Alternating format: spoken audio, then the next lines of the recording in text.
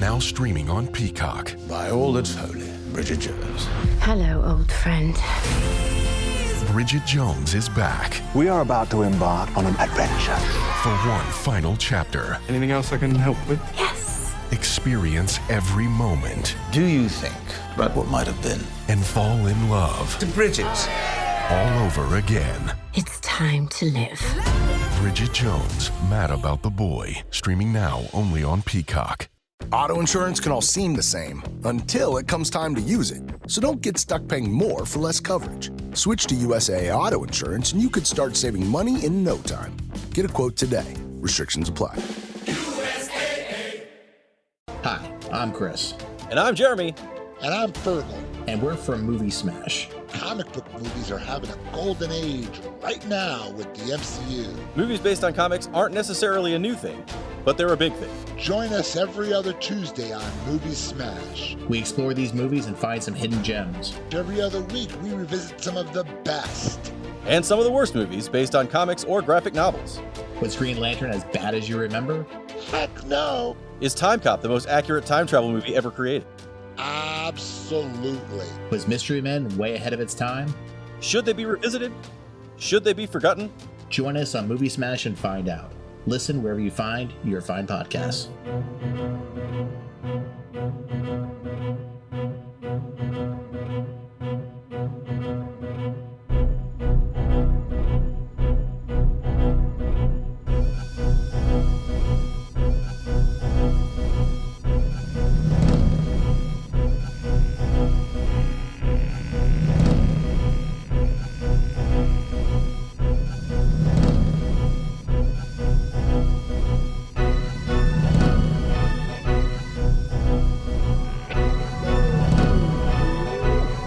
You are entering the world of Crisis on Infinite Films, brought to you by All Too Real 2 Podcast.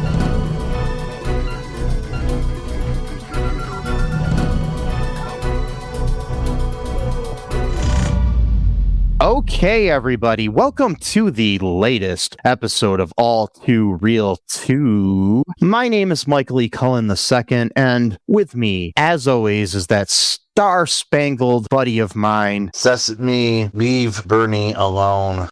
America Encarta. America, fuck yeah. America, yeah. Books suck. Yes. Beef jerk all the way. Do you remember America? The movie? No, just the country. Or the band? Oh, yeah. No, kind of. Yeah, a little bit. I remember there's a gas station called America or something. And that was like My America was the gas station. And once that gas station went under, what's that? Just the gas station? It was a gas station called America. Or was it? It was like And that 76 America. but that I don't was remember what it's called. It was your whole country? Well, that was like pretty much like the manifestation of what America's supposed to be, is a gas station. And so, and then when the gas stations went under and the gas costed more, even though that the sitting U.S. president has nothing to do with the price of gas and oil, and then when it started getting higher is when America became no more. Yes. And currently we are under the rule of Fuhrer Trump, and this should coincide with the release of the Marvel film Captain America Brave New World. So, yes. Wow. Yes. So today, folks, we are venturing into the world of Marvel before the MCU and covering what I will call the most patriotic movie ever made that wasn't shot primarily in the United States. It was pretty much all shot in Yugoslavia. But anyways. Wow. Yeah. It is a film called Captain America. 1990 is when it was made, or 89, 90 was when it was made. It was directed by Albert Payan, written by Stephen Tolkien, wrote the screenplay based on characters created by Joe Simon and Jack Kirby. The film stars Matt Salinger, aka the son of J.D. Salinger, as Steve Rogers, Ronnie Cox as President Tom Kimball, Ned Beatty as Sam Kowalitz, Darren McGavin as General Fleming, Michael Nuri as Lieutenant Colonel Lewis, Scott Pullen as the Red Skull, who also goes by what the heck is his name? He's he was also, his last name was DeSantis, which I just find hilarious. Wow. In this version of the character. Kim Gillingham as Bernice Stewart and Sharon, her daughter. She played both of them. She played both characters. Oh wow. Yeah. Melinda Dillon. So Melinda Dillon as Mrs. Rogers. So we have both the old man and the mom from A Christmas Story in this movie. That's awesome. Yeah. We've got Bill Mummy as a young General Fleming. Francesca Neri as Valentina DeSantis, the daughter of the Red Skull, among other people. Yes. Other people. Just like, regular people, like, who cares, type. These are the main actors in the movie, so. They're not really important. You're not important, no. No, they are. The British boy. There's no small part, only small people. Yeah, okay. I guess. I think. And you know what? No, doesn't matter. Nothing matters in the world, because we are all equal in the eyes of the law, in the eyes of God, in the eyes of the economy. Well, not in the law. But... Oh, wait. I'm joking. Not in the law. We are not. We're not all equal No. in the eyes of the law or the economy or the fascism. And anyways, Anything. so yeah, speaking of, fascism. Yeah, that's a good Yes. a good segue. So the plot of this movie, according to the Internet Movie Database, is frozen in ice for decades. Captain America is freed to battle against arch-criminal the Red Skull. So he's got a prominent role in this movie, unlike the other Captain Americas, where he was kind of... Who, Red Skull? Well, no, I guess the first one, he was a big... First one, the Red Skull, was pretty popular. Then he didn't come back until... was it Endgame or Infinity War or something? Yeah, I didn't understand why, whatever. I don't want to get into that because that would just be a whole other philosophical question. And he was voiced by a different actor and played by a different actor in that movie too. So, that sound alike. So, yeah. So, little background on this movie. It's a 1990 American superhero film based on the Marvel Comics superhero of the same name. It takes several liberties with the comic storyline. It does feature, however, Steve Rogers becoming Captain America during World War II to battle Red Skull, being frozen in ice, and subsequently being revived in the present day. Or actually, in the movie, they state that it's 1993, so it's like 3 years in the future when the movie came. Okay, right. Yeah, it received a theatrical release internationally. It was only released direct to video in the United States. It's received generally unfavorable reviews from critics, though it has since developed a cult following. So I'm going to go over some of the history here before we get into the plot, if that's cool with you. So Captain America had a long, tumultuous production history. The film rights were originally purchased by Universal Pictures, who planned a theatrical feature-length film starring Jeff Bridges as Captain America, who would later go on to play the villain in Iron Man.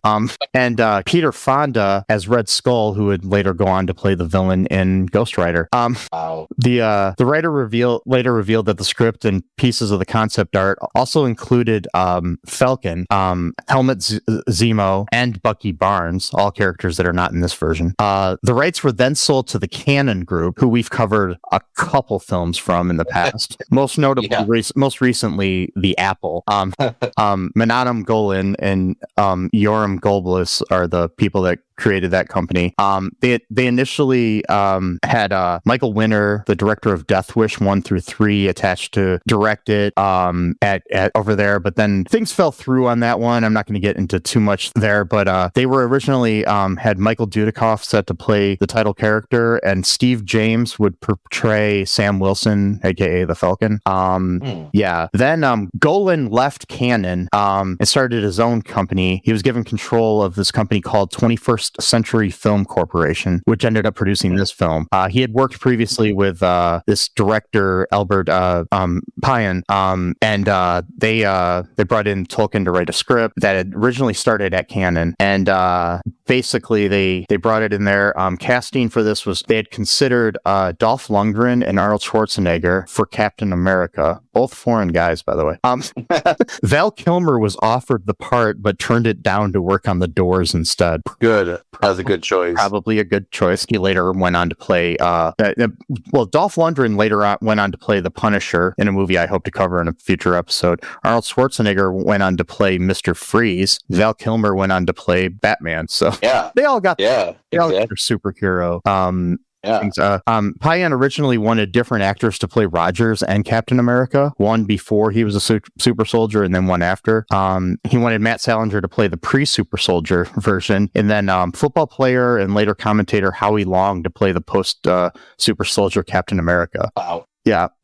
He also wanted him to use a tactical black suit, which was in the comics, but Marvel rejected all of these things and said they couldn't do it. So, Stan Lee had filmed a cameo for this movie that was ultimately cut. But yeah, basically that gives you kind of the history here. There was like a major basically 21st century films went under while they were trying to get the movie in theaters and stuff, so it never made it to theaters in the United States, and then it wasn't really released on video until like 2 years later. So in the summer of 92 it was like on cable television and then on VHS. Wow. So yeah. Yep. That's the history behind this masterpiece. Yeah. Also, there is rumors that it's supposed to be coming out soon. Albert Payan had carried with him his whole life film reels of his cut of the film. Wow. He had a director's cut of the film that he gave to the studio, and then they took it and they re-edited everything. Oh, okay. So he passed away. He had multiple sclerosis, I believe, and like dementia, and ended up dying at the age of 69. But his widow still has the footage, and it's been digitized and stuff, and they're hoping to maybe someday release it on DVD or Blu-ray, which would be cool. His version, I watched a video where they showed like clips from it, and his cut is a lot different. It would all the stuff that happened in the past was interspliced with stuff during the present, and it had a different tone to it, and it didn't have a lot of cheesy pop music in it like this one does. Yeah. So, anyways, let's get to the plot here. Or actually, let's get to your reaction. What's your initial reaction to the 1990 Captain America? It was I was interested in it.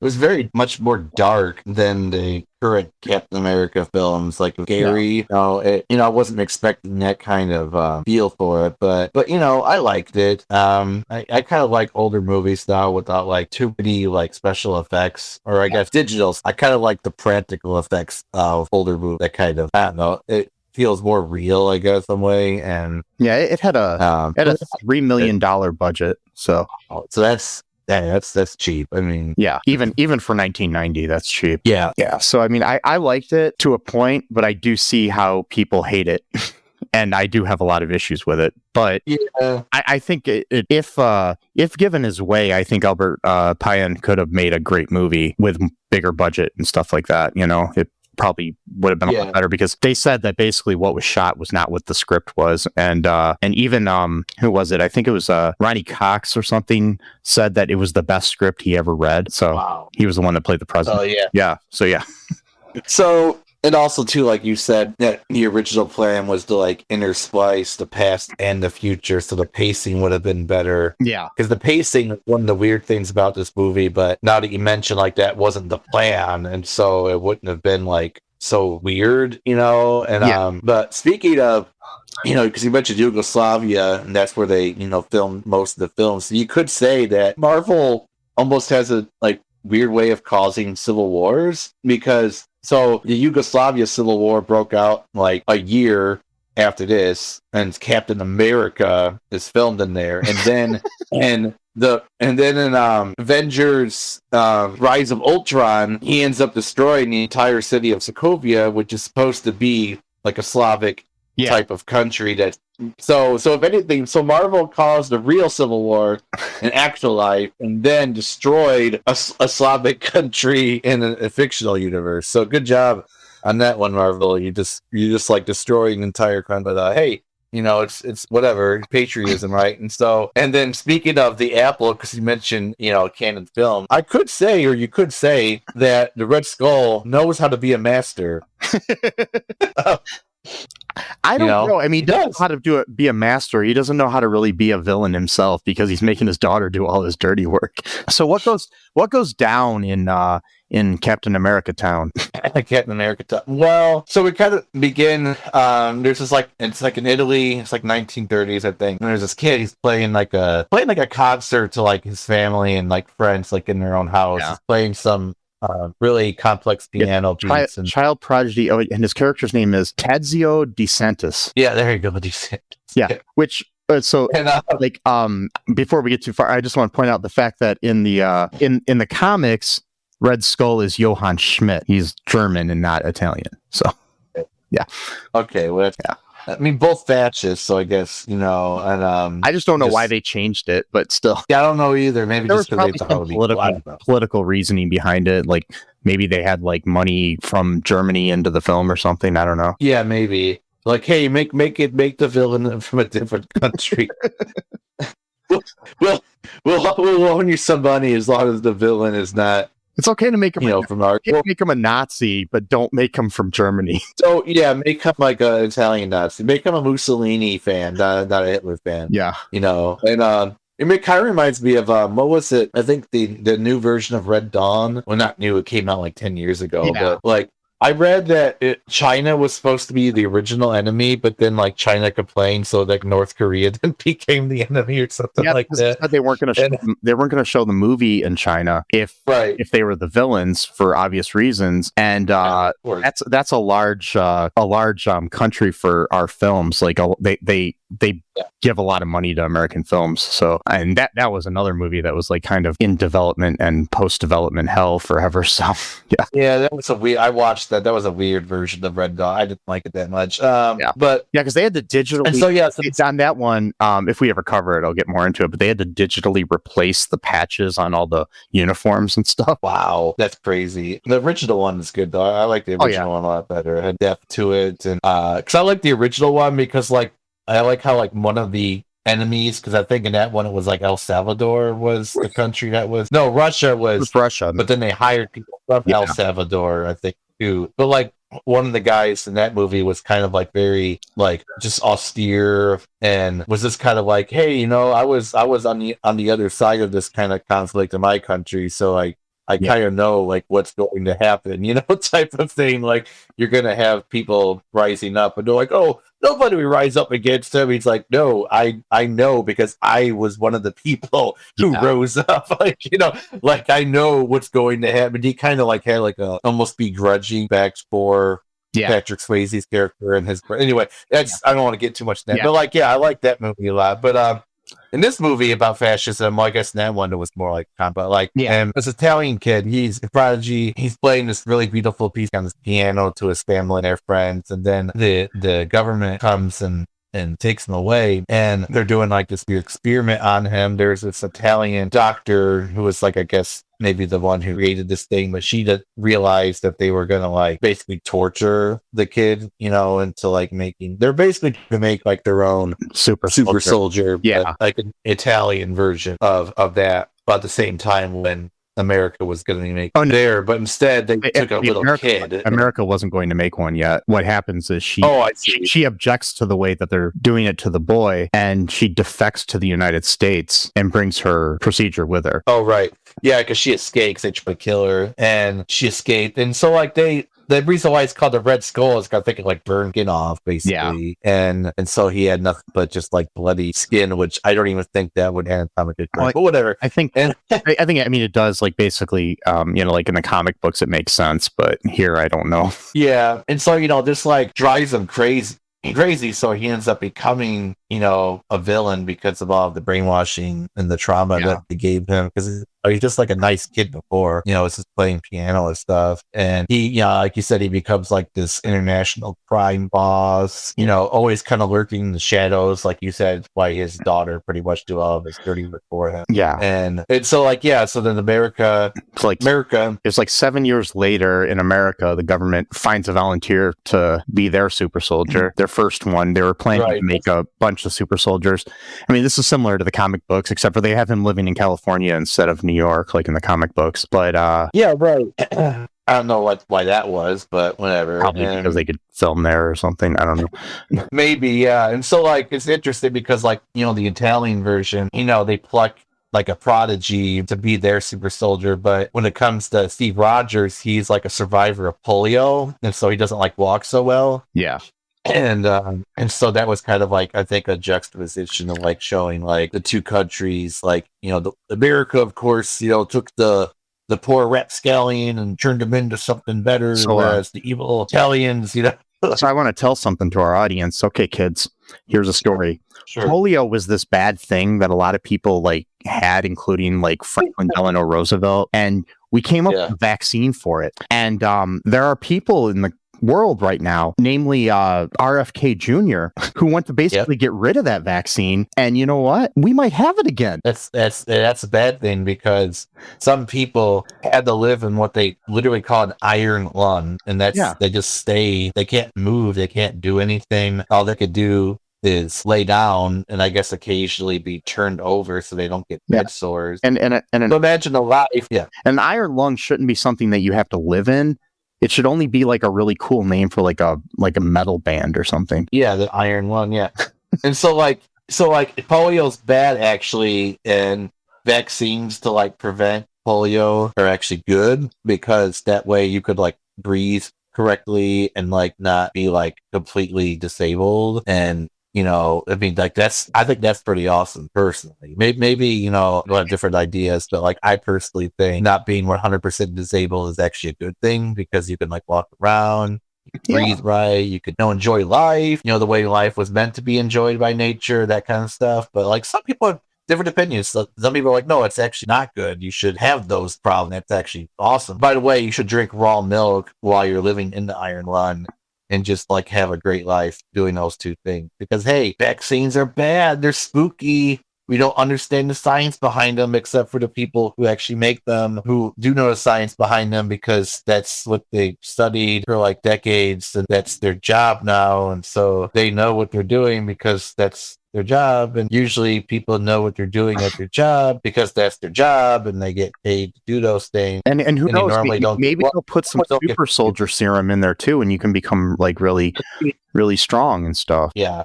So polio was bad actually, and I know because we need to tell our younger audience, if we have some, because they might not actually know, might not have parents that were at least around when it happened, like or grandparents or whatever. Because like I mean, I know people that of my grandfather's generation that died of polio and stuff. So yeah, good times. No, and like this, like seriously, like kind of like how the fear that people had about like being infected by COVID, polio was way worse. Like I mean, like the terror. Like for example, one of my mom's neighbors who lived in a house that someone else lives now. Another that kid had polio, and my mom and sort of her cousins didn't know at the time, and so they went to visit, to hang out, at the person's house to visit them, because they didn't know like what polio actually was. Like they didn't know it was like dangerous or whatever. And so like when they went back home, like my grandma was practically having like a panic attack, hoping that they didn't catch the polio. Like that's how severe it was. So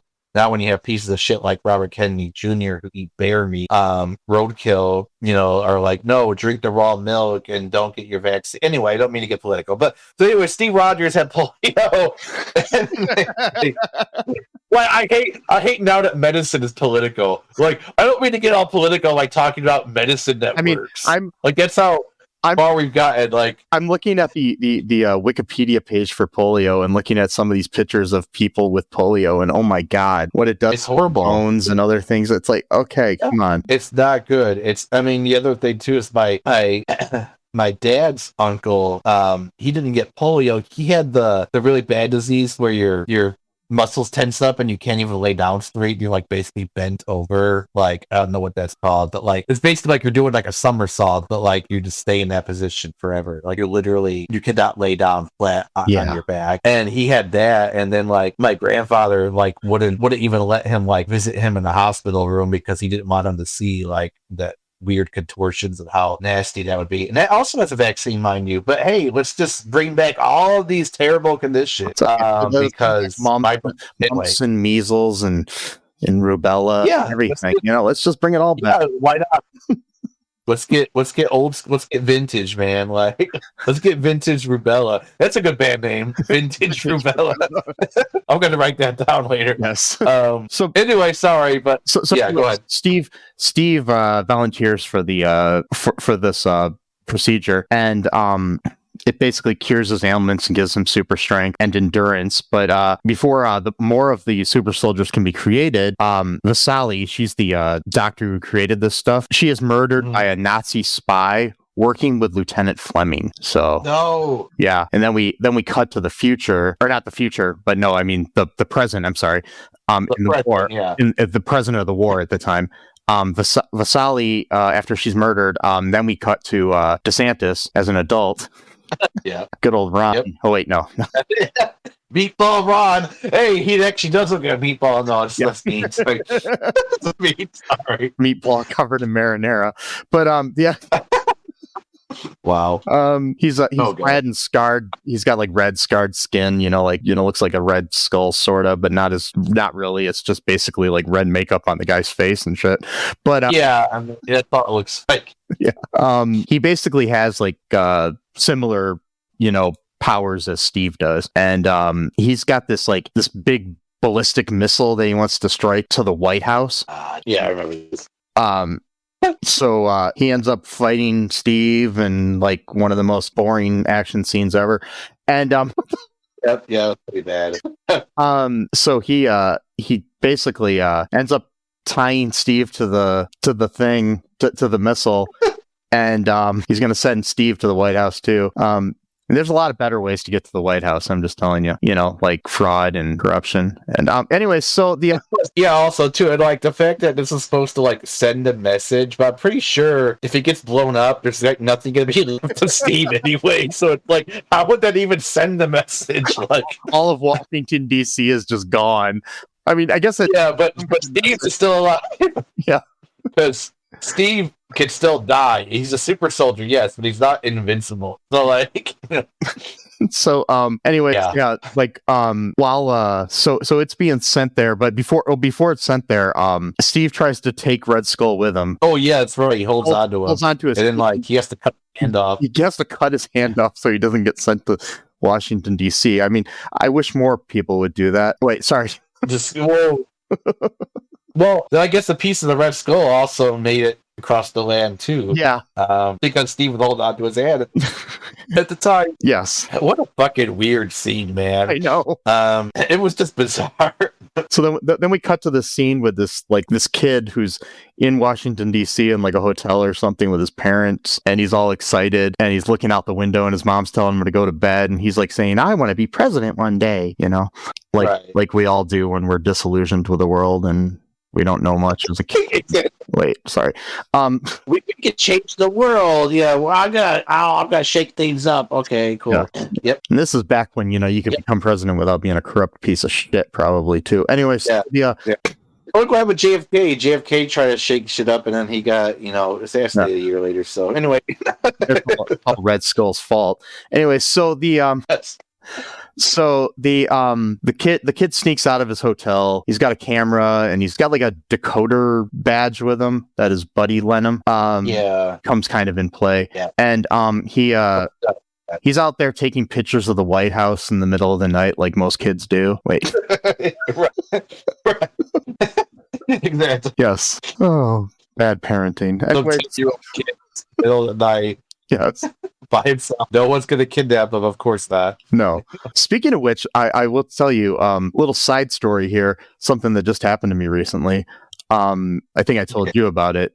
But the other day, I was lending one of my TVs to my dad because his broke, and he came over and we put the TV in the back seat of his car and everything, and then we went over to his place, set it up, and I played with the dog over there, hung out with my nephew who lives with him for a little bit, and everything. It was a good little day. This was all before I'm going to work at 5:00. This was probably around 3 or so that we did this. And so then I go to the store to pick up some cheese. I needed cheese. It's just whatever. Yeah. So then we decided to come back to my place so I can throw it in my fridge before I go to work. Luckily we did, because when I got back, my door was wide open and not a thing was stolen. Nothing. My TV, my computer, all of my movies, my film equipment, everything was still here. So I guess sometimes you can trust your neighbors to do the right. So did you leave it open or someone else opened it? I left it open. Oh, you just forgot to close it? Oh, man. I forgot to close it when I brought the TV out. Oh. Oh man, wow. Yeah. I mean, I guess that could happen when you're just focused on something else, and then Yeah, because there was like I was worried about some stuff was falling off. I had like I'm weird, but I have a little these small little action figures all like industrial taped to the top of my TV. That's cool. And so they were falling off, and I was worried about them. So I was picking them up, and I didn't pay attention to my door. So yeah, so I'm either getting old or senile or something. I don't know what's going on. But yeah, sometimes you just. I mean, God, my friend Sean used to do it all the time. Yeah, he would like stay at night. He'd go outside in the morning just to like get in the fresh air or whatever, and then he just leave the door open. And my dogs would get loose all the time. It happened like 4 different times. And then you'd find Sean. You find him in front of the White House taking pictures, right? Yeah, I think. Well, we actually did go in front of the White House at one time, yes. But that was a different story. That was when we were 13. But we did, yeah, we did actually go out in front of the White. I think we did take pictures, but then we were told we couldn't. Anyway, you should be able to take them in front of the White House as long as you're not. Yeah. Anyways, yeah. That was when Bill Clinton was president too. I don't know, whatever. And I'm kind of older too, and so yeah, better days, better times. So. So, anyways, this little boy here is taking these pictures. He sees this like thing flying in the air, which happens to be that missile with right. That makes sense with Captain America aboard, and yeah, Captain America see him somehow. Yeah, and he sees him, and somehow is able to get a decent picture of him with his camera that doesn't have a zoom lens. But exactly, yeah, exactly. It's just a regular camera for like the 1950s and 40s. Yeah. and so he gets a picture of him on the missile, and he notices him like kicking the tail of the missile so it doesn't hit the White House, and it goes off course, and then it lands in somewhere in Alaska. That's literally what it said on the screen. So how does it? So if he's close enough that he could see him kicking one of the things, yeah, and somehow it goes all the way to Alaska from there. Like what? Like it goes. I don't understand. I mean, I can understand like a few miles off. Yeah, maybe even like 50, but like from Washington D.C. all the way to Alaska. Okay, sure. And it wasn't like it hit like a specific city in Alaska. It hit somewhere in Alaska, unless there's a city. It's like this is somewhere. They couldn't even say like somewhere in Alaska. 1994 or whatever. Yeah. So yeah, okay, it's in Alaska, and then we go through these like news story things flying on the screen about the little boy growing up. His name is Tom Kimball, and we see news events that happen like like JFK and Martin Luther King being killed and all these things, and we see the rise of Tom Kimball into becoming the president of the United States, and so he's right. And that's the one that took picture though. Yeah, he's elected president in 1992. Yes. Yeah, and he's still best friends with the guy who took the picture because they made some weird pact, I guess, that if they ever saw Captain America again, they would like do something. I don't know exactly what they would do. No, the one who took the picture is the president. He had okay. He had his buddy. We see his buddy actually. I forgot. Yeah, after it happens, he meets up with his buddy in his bedroom or something, and they're showing him the picture, and he believes him and everything. And right. And I thought it was funny too that his buddy has like this decoder thing, and he kind of looks like Ralphie from Christmas Story, and both the mom and dad from A Christmas Story are in the movie. So yeah, it's interesting. But it is interesting. Yeah. Place like around the same time too, and he's like a journalist. Even back then, he was writing stories, right? So he's like they're like best buds still, which is kind of cool. Yeah. So in present day, he's this, and we find after he's elected president, he's got this like. He's got this push because back in the 80s and 90s, the only thing anybody cared about was the environment, unlike today. Right. Yeah. The ozone layer was a big one. Or should I say back then people pretended to care about the environment outwardly more than they do today. And the caring for show sort of thing never did anything. We made basically the only thing that we did back then was make a fucking cartoon called Captain Planet. So yes. But at least they pretended. Now they don't even do that. So, yeah. Now they're like, ew, fuck the environment. Let's pollute as much as possible because I want to stick it to the libs. Climate change doesn't exist. Sorry, go. Yes. So we've got we've got Captain America, waking up in Alaska in modern days. So 50 years later, almost. Yeah. And not one person in 50 years managed to ever just trip on it or any, it's interesting. No, it's 50 years just completely left alone.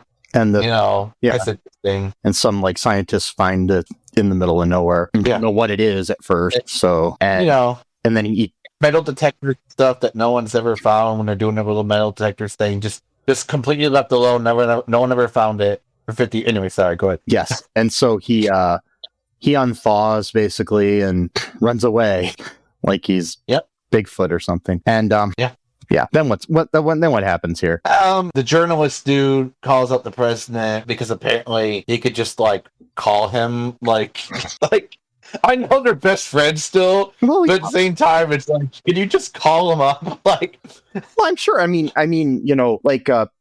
Donald Trump's childhood friend that he probably killed could have called him up if you wanted to. That's true. Or what was his name? Roger Stone. I guess you're right. Yeah, they could text each other. Elon Musk doesn't have to call him because he's like basically attached to his ass. So yeah. Anyway, so I guess it does make sense that you could call your best bud. But at that point, it's actually do something good, not do something evil. So I guess that's cool. But he calls him up. He's like, dude, it's happened. Captain America's back, or whoever that guy is, or whatever. They're like, what? And he's like, yeah, it's pretty awesome. And so, journalist dude, he picks him up, and Captain America's immediately suspicious of him because, like, the car is Japanese made, and all these, like, the something's Japanese, but the car is German. He's like, German, Japan, what? They wouldn't. So already he's like super racist. So, like, that's cool to start off with. He's like, fuck the Japanese. I watched a sketch that somebody had put together, I don't know, on YouTube the other day about Captain America, and it was like him waking up and being completely racist. Seriously, like there's a general, a general in the room who's black, and he's like, boy, can you get me some coffee? Stuff like that. Oh my god! I like the fact that they chose like Steve Rogers was just like a decent person. Yeah. Like no matter what age she was born in. So like I did like that they brought that character. Like, he's adjusting and stuff, he's not used to everything, but like he's still like a nice guy, type of thing. Yeah. But yeah, it'd be hilarious if it was like a race. But no, so his cars is German. I think something was Japanese. The CD player, I don't remember what it was. Something was Japanese, and he's kind of like, he's suspicious. He's wondering if this guy is like a spy. He doesn't know anything about him. Just random him up, as like someone was trying to attack him. I think didn't someone try to shoot him? Was that what's going on? Yeah, because basically what's going on is we have Red Skull is now going by his birth name, and he's like a big global, he's like the leader of a global shadow organization or something, and that is headed, that is also part that General Fleming, who we saw earlier on, is now part of, and now played by the dad from Christmas Story as an adult. And he's meeting with Red Skull and stuff, but he's like the head of the DOD or something, so he's like also like he's like a big he's like a double, a spy. Yeah, he's working for or on behalf of Red Skull, or maybe just opportunist, because like he didn't like the fact that the president wanted to do like environmental shit. So I guess even back then they're like, no, fuck the environment, and so and he's probably like, hey, still more qualified than Pete Hegseth. So but yeah. I guess you're correct. He doesn't have a bunch of like white nationalist tattoos on all over his body. It washes his hands. I assume. Yeah. Most people do wash their. So I guess there is an assumption to it, but I'm just saying, we got an interesting clown car going on. I almost whatever. I'm not gonna get into it, but like I was gonna say, almost like the fact that they want the guy that can't even defend germs on his hand to defend the country. So got a member of a Hindu cult. Now also in charge of like national security. So we're in an interesting era in our country's history. I kind of wish we had like our own Captain America, who could help us from corruption, be like a good patriot. Like Steve is supposed to Well, what I like about we Steve, do have that real American hero, Hulk Hogan. He can help us out, right? he can if he can tear his shirt off because he's been having trouble lately doing that. Being like in his mid-70s at this point. But anyway, so and still probably doing steroids. But anyway, which is not good for your health. Yeah, But right. and some guy DUI last year. And being racist and all that other stuff too. But anyways, that's okay. Like screwing over the other wrestlers who weren't as popular as he was and didn't have rights and benefits. I'm pretty sure that if we did really have a Captain America just like come out of nowhere, he would be considered woke or whatever. And that's what I was getting at in a bad way. Yeah. No, that's what I was getting at is that what I like about Steve is that he represents like what you would call like a sane patriot. Like, hey, I love my country and I got culture in here and this is my home, and like maybe you might root like like a team sports where you're just like, aha, we're gonna beat Canada, but we're gonna have a beer afterwards, like Cenk Uygur does, but only with Nazis. But like but like not like, yeah, let's go annex Canada and make them part of our country, make them a huge state, and like while we're at it, let's go fuck Greenland over and like just like detach it from the latest. Have it like swimming around the ocean. Maybe we could then like attach it to the Panama Canal and then make that like the Panama Canal goes into Greenland so we could just drive through it. Because hey, Jimmy Carter gave it away for $1, which is the worst thing anyone's ever done in the world. Even though, anyway, I'm sorry. It's going up on it. But I'm saying if we had a Captain America, he would be a good guy like Steve Rogers. Yes. He'd be a patriot, not a nationalist. They're different. Not anymore, but I guess in theory there's, but we don't have that, okay? Or world. Anyways, because the whole world's becoming in the movie, he's a good guy. So, what happens in the movie? Yes. So basically, he ends up after he's gotten away from the people trying to kill him in Alaska. Yep. He basically he finds his way. He's looking. The only place he knows to go is to find his old wartime girlfriend Bernice, who is based on a character named Bernadette Rosenthal in the comics, who was like one of the girlfriends of Steve Rogers in the comic books. He got 2 girlfriends. Oh wow. Well, he's had several in the comic books. So. Oh, it's like that scene from I Think You Should Leave where he wants 2 girlfriends. No, and he's like, not like at the same time. Not the same time. Oh, okay. Several. Like, don't you understand? Several girlfriends that the character has had over time. Okay, all right. It wasn't like he's like, don't you understand, Birdie? 2 girlfriends, isn't that better? It's better, Anyway. I haven't watched much of I Think You Should Leave, so I don't know. So, oh god, it's so good. It's such a good show. I don't have Netflix, so I can't watch it. So I thought you said that you got it from, was it your nieces or not anymore? Or? No, I had HBO Max from her. But anyway, so the oh, okay, gotcha. All right, yeah. But now I have my own. Anyways, okay, so he the only place he knows to go is to go to Bernie's old house, and he still doesn't understand and believe that he's in 1993 or wherever, so yeah, think about it. I mean, if you were in that situation, you might think people are just like trying to pull your leg or something, like it's a huge prank. Like, hey, everything. What the hell's going on? But I'm sure everything on the highways from that he had to drive through Canada to the United States, because that's where the guy finds him, is in Canada. Yeah. You think that things would look different. And my thing is like, I guess it was easier to get over the border in Canada to the United States back then, but they don't show him going from, crossing into the United States. I think there would be some kind of issues considering he probably doesn't have any kind of birth certificate or anything. So he's illegally crossing the border. So Captain America is...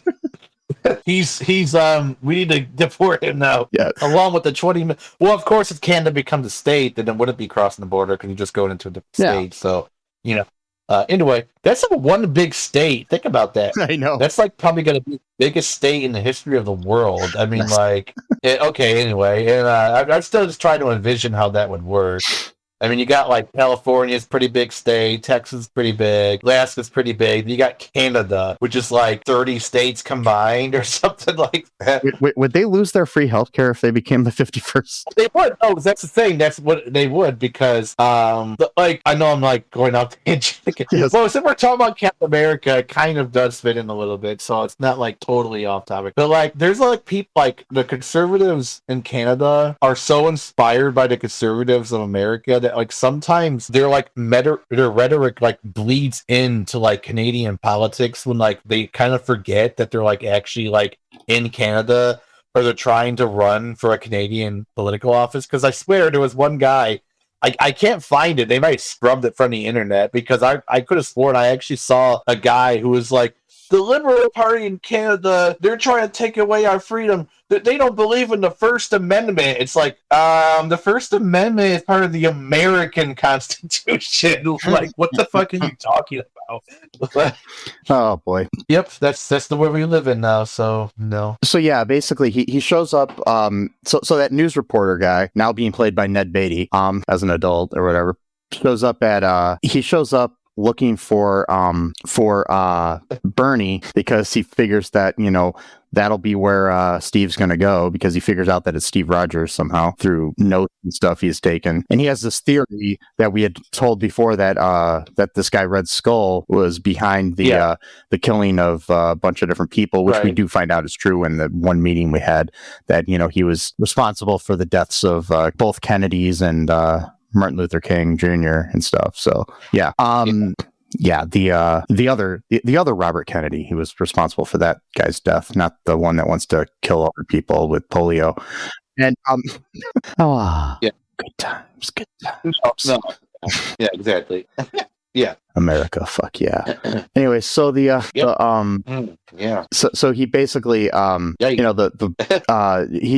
he's there, and so Valentina, the daughter, figures out where they are too. So eventually, before that though happens, Steve, you know, catches up with Bernie and meets her daughter Sharon, who's loosely based on Sharon Carter from the comic books. They like transposed a lot of different things here in this movie. So basically Sharon helps through VHSs and different things, helps Steve figure out, you know, catch up on America and what's been happening over the last few decades.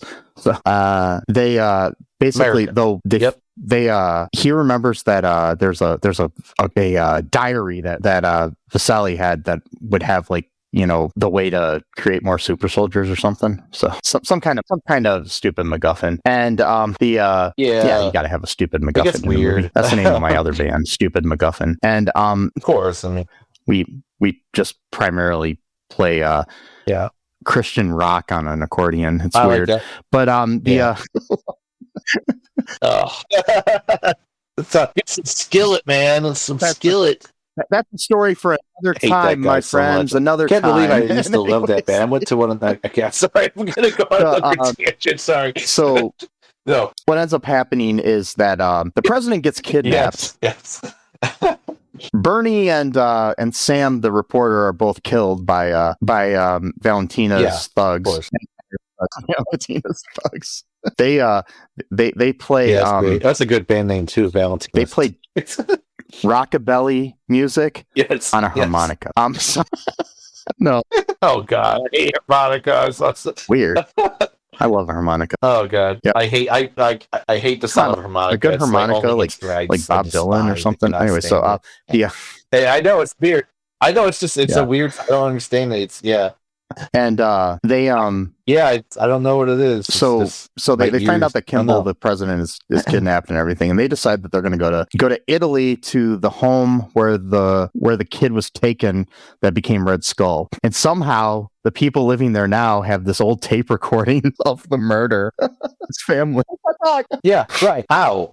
So they have like some scene where they end up finding the diary. The diary. Oh, I forgot that. The diary was in this like cavern hiding underneath a diner in California. Now you have to enter through the girls' room for some reason, the women's restroom. Oh, right. Yeah. Yeah, that's right. But what I love about that is like all you had to do was just break open the wall and there's the lair. Like nobody had like ever thought like, ooh, like that's a great hiding spot, just like a wall that you could bust through. Like there's no there's no like secret lair like where it's like impenetrable. No, you just break through a wall at the girls' room at the diner.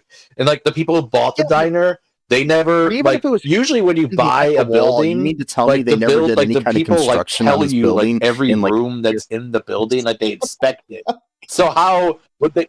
That's what I'm saying. That's what I'm saying. Exactly. That's what I'm saying. Like you don't think like after 50 years that like a building doesn't ever get like revamped, remodeled. I mean, usually you need to keep that stuff up, and it's not just gonna stay forever. But nope, it just stayed there, just like how nobody noticed mythical town of somewhere. In 50 years, somewhere in Alaska. At no point did anyone. Yeah, in Alaska. In somewhere. So that's what anyways, it was just called somewhere. That was the name we have the bad guys trying to get the MacGuffin of the diary. We have this tape of DeSantis's family being killed. No, and so they go off to Italy, find all this shit, then Sharon gets herself kidnapped. And there's like this whole thing where the president basically breaks out of this jail cell because he's smart and stuff. Twice in this movie, by the way. Steve Rogers steals a car. First he stole Sam's car in Canada and then he steals the car from Sharon in Italy. Both times by pretending that he's going to get sick on the side of the road. Yeah, so he's a deceiver, he's a thief, he crossed the border illegally. They're not sending their best. America's not sending. Star-Spangled Man has a star-spangled plan. Anyway, so I'm sure some of the superheroes are good people, though. That's from the song in the MCU. God, that's terrible. Star-Spangled Man with a plan. Oh my God. So anyways. Oh my God, it's so. Captain America rescues the president, and the two of them are working together like they're buddies. And he realizes, oh wait, you're that little kid that took a picture of me when I was on. Because the fuck. Yeah. He remembered him. He's like, so you were the little kid. It's like, wait, so he was looking at him when he took the picture? Wait. That was actual dialogue in the movie. Wait, so they were looking at each other? So I still can't get over the fact that he was close enough that the kid without the zoom lens could get a picture of its face and its features. And then Captain America apparently locked eyes with him as well. And somehow from being that close to the White House, he was able to divert the missile all the way to Alaska. I don't understand. So did he have the missile shoot up then and then let it glide down to north and then the opposite side of the continent too? So it's just like I don't understand it. I don't understand because usually two missiles have only a certain amount. It's only supposed to go to so how would the missile have enough fuel to then get to Alaska when I mean I can understand because DC's near Virginia and Maryland and stuff. I can understand it maybe diverting to I don't know, Pennsylvania or something, but not to Alaska. I don't know. 2 miles out, yeah, I know, whatever. And I wonder if he was close the whole time and everybody was taking pictures of him and smiling at them like, hey. So yeah. I'm going to save you all. Wow. So anyways, they have this showdown at the end where for some reason there's a detonator that's going to blow up I guess all of Europe or something, but he's Captain America. Okay, why does he give a shit about Europe? I'm joking. Isn't there a Captain Europe that could take care of that shit? There is. There's a Captain Britain. Yeah. Is there a Captain Italy and a Captain? I know there's Captain Britain, but I was like, there should be a Captain Italy, a Captain. I know there's there's a Canadian guy that's kind of similar to Captain America too. Anyway, so why hasn't the MCU introduced any of these characters? Why is it all so American centric? Well, because the American State Department funds a lot of the Hollywood movies when it comes to warfare, and it's pretty much used as propaganda. Anyway, so many people signed up to be pilots when Top Gun came out and everything. So yeah, that's not being political. That's just factually true. Anyways, he's got this detonator that he had hidden in a piano, and then he's because he's a Prodigy. And they play the tape of his family being murdered, and somehow it kind of changes his view a little bit, but he still wants to blow everything up. And he's like, and throughout the movie, he keeps calling Steve brother because they were.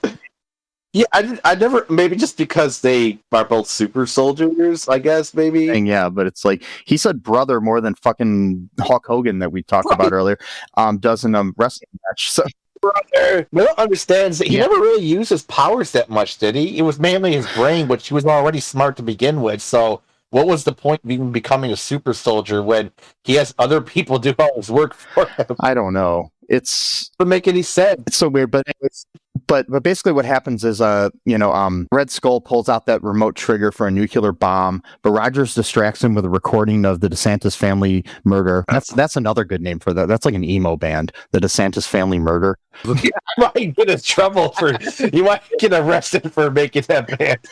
Like, you're gonna get like people coming to your door like to have a talk with you. Like My Bloody Valentine. In the opening act, it's DeSantis family's. Are you some kind of extremist? We have to worry about you. It's like, no, I'm just in the punk band, Yeah. Anyway, wow. So you already have the Black Delilah murder, so he uses a shield to send him off a cliff, and then Valentina prepares to kill Rogers, but she is hit by the returning shield, and he's like, heads up. Yeah, and then and of course she gets her head cut off. They save the president and arrest the kidnappers.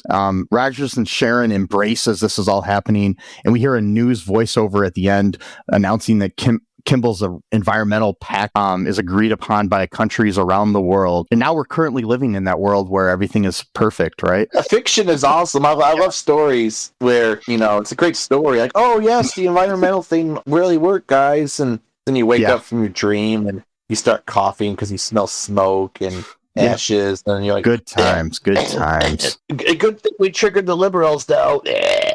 Black lung. Yep. Yeah, so any thoughts about the rest of this movie or anything? Well, I guess the little bit was just like, I keep getting hung up on what was the purpose of him becoming a... That's the other thing, too. Was he ever made into a super soldier? I mean, did they ever use him for anything? Because all we hear about is him using his brain, which he's already super smart, so they didn't make him extra smart. So it's like, what was the point of even doing any of this? Like, well, he did use the power. I mean, he was able to defeat Steve back during World War II there, and then tie him to the missile stuff. No, I get that, but he wasn't doing like Captain America shit like around Europe that we know of. So what was the point of even doing any of this? Like, he might have, and then he ended up using his brain because I guess maybe his prowess gave him the power, and then he ended up, he had a brain too, so he was able to use both. I don't know, but we don't really see it in the movie because there's not much action in this movie. I mean, that's the other thing. No, you're right. It's just the missile thing, and then like the fight at the end. That was pretty much it. Like, there was a couple little, battles here and there with people, but that was about it. And like there was, it's car chases and stuff. But like literal slow car chases too. Like there was like they were on a bike at one point being chased by a car, and everything was going so slow that he had time to get off the bike and stop these two kids that were playing ball and move them out of the way so they didn't get hit by the car. Yeah. Oh right. Yeah. There you go. See, Captain America is doing his duty. He's protecting the little man, and the big man alike. He's a patriot. He's a good patriot, though. He's not a nationalist. He's a good guy who believes in doing the right thing, and he gets rewarded at the end because as we all know in real life, doing the right thing, you get rewarded for it. Wait, what? If you're a good person and you obey all the laws and you're a good, moral, upstanding person who loves your mom and dad and loves America and and what's good for all people, not just people that look like you, and then you'll be rewarded in the afterlife. And you don't get rewarded for doing the bad thing. That never happens either. In the afterlife, maybe. Yeah. Wait, what? In the afterlife. That's a good. You gotta say that part. Not in this world ever. I was watching Game of Thrones lately. I've never watched it when it was on, so now I'm just going freezing. And there's this one scene where he's like this really evil king. He's like a boy, but he's really sadistic, and his name is Joffrey, not Jeffrey. I'm not sure we think Joffrey, whatever. And there's a scheme where they're trying to get him to go into the middle of a battle, hoping that he'll get killed in the process. But one of the characters is like, she's like supposed to become his queen, but he's like really distant to her. And so her handmaiden is like trying to console her, like, well, don't worry, maybe he won't come back from the battle. And she says, yes, he will. The bad ones always come back. I'm like, yep, there it is. Like, yep.